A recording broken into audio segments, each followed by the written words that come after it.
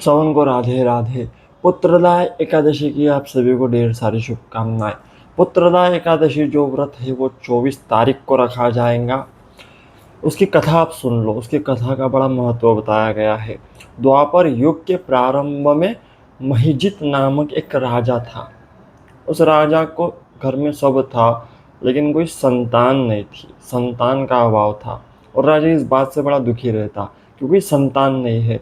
तो राजा ने क्या किया, समस्त प्रजा के विद्वानों को एकत्रित किया और कहा कि मैं बड़ा दुखी हूँ प्रजाजनों, मुझे बड़ा दुख है एक चीज़ का कि मुझे कोई पुत्र नहीं है, मेरा कोई उत्तराधिकारी नहीं है।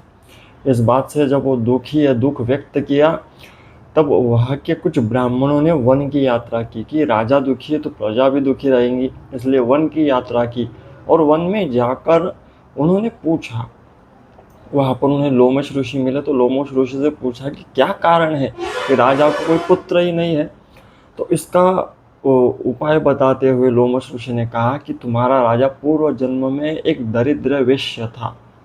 इसके जीवन में इसने एक ही गलती की उस पूर्व जन्म में कि इसने एक गौ को चारा खाते हुए और जल पीते हुए टोका, उसे उस स्थान से निकाल दिया और इस कारण से इसे कोई पुत्र नहीं है। तो बोले महाराज उपाय बताइए ताकि राजा को कोई संतान हो। तो बोले एक ही उपाय है, अगर वो श्रावण मास की पुत्रदा एकादशी का व्रत करे, विधि विधान से पूजन करे और ये व्रत रहे तो निश्चित उसे संतान प्राप्त होंगी, उसे पुत्र प्राप्ति हो जाएंगी।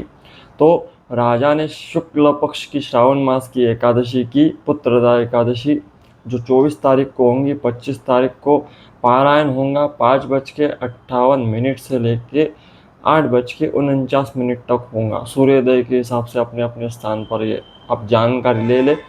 लेकिन ये व्रत की ये कथा सौभाग्य देने वाली है, सुख शांति प्रदान करने वाली है। जीवन में जिन्हें संतान नहीं उन्हें संतान प्राप्त कराने वाली है, और जिनके संतान दुखी है उन्हें सुख प्रदान करने वाली ये कथा है। आप अवश्य सुने और को शेयर करें। सबन को रात